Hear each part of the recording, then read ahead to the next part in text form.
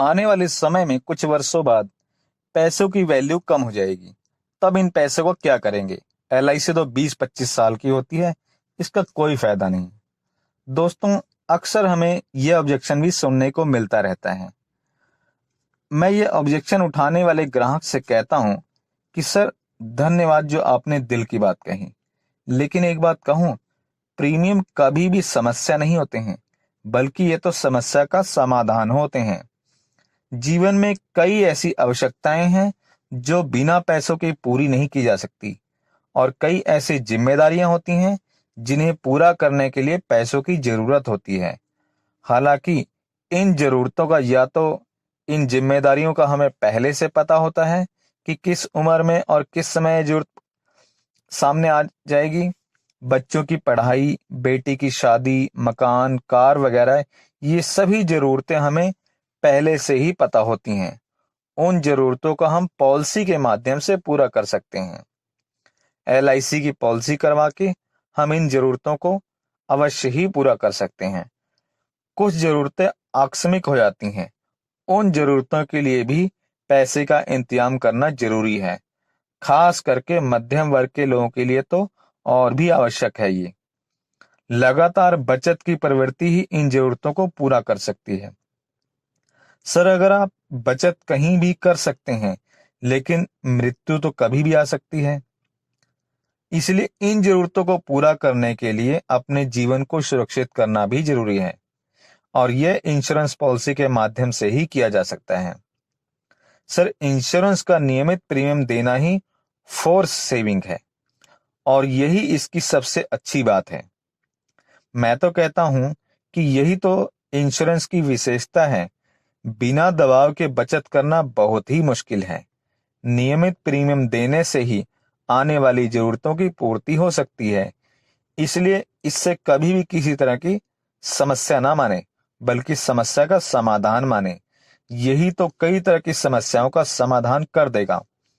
मेरे जीवन के अनुभव कहते हैं कि अगर फोर्स सेविंग ना हो या हमें कोई बचत के लिए प्रेरित ना करें, तो पैसे बचाना बहुत मुश्किल है। पैसे के तो पैर लगे होते हैं, ये कभी टिकता नहीं है।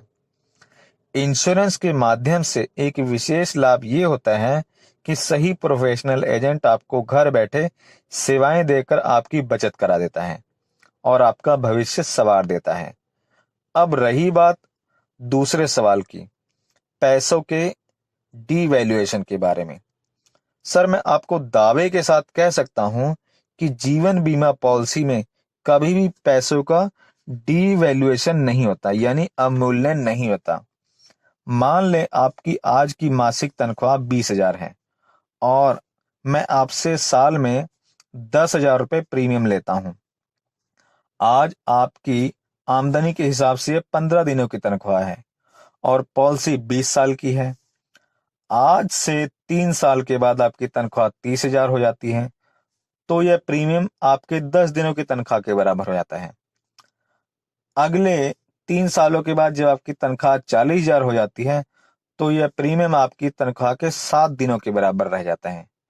कहने का मतलब यह है कि जैसे जैसे पैसे का अवमूल्यन होता है, आपकी तनख्वाह बढ़ती है, उसी तरह आप जो प्रीमियम देते हैं उन पैसों का भी तो अवमूल्यन होता है। लेकिन प्रीमियम देने की दर नहीं बढ़ती। आप भी हर साल डीवैल्यूएट मनी ही प्रीमियम के रूप में देते हैं। दूसरी बात, हमारी कंपनी प्रीमियम की दर में अगले 20 वर्षों तक बढ़ोतरी करती ही नहीं है, लेकिन आपके बोनस की दर समय के साथ, यानी कि मार्केट वैल्यू के साथ बढ़ती घटती रह सकती है। इसलिए जहां प्रीमियम फिक्स हो और बोनस फिक्स ना हो, वहां पैसे का डीवैल्यूएशन तो हो ही नहीं सकता। हाँ सर, आपको एक सलाह और दूंगा कि अभी पॉलिसी लेते समय आप अपनी क्षमता के हिसाब से थोड़ा ज्यादा ही प्रीमियम तय करें, ताकि मैच्योरिटी होने के बाद मिलने वाली रकम अच्छी लगे और आपके काम भी आए। मित्रों, मेरे ग्राहक मेरे जवाब से संतुष्ट नजर आए और उन्होंने मुझे पॉलिसी भी दी। मित्रों, इस प्रकार से आप भी अपने मित्रों को समझाकर उन्हें इंश्योरेंस के प्रति जागरूक कर सकते हैं और उनकी फैमिली को फाइनेंशियल सिक्योरिटी दे सकते हैं। तो मित्रों, आज की इस वीडियो में इतना ही। कल फिर मिलेंगे एक नई वीडियो में नई ऑब्जेक्शन के साथ। कि मेरा तो पहले से ही बीमा हुआ है और बीमा कहां से कराऊं। मित्रों, इस वीडियो में कल फिर इसी समय मिलेंगे। तब तक के लिए दोस्तों नमस्कार, धन्यवाद, जय हिंद।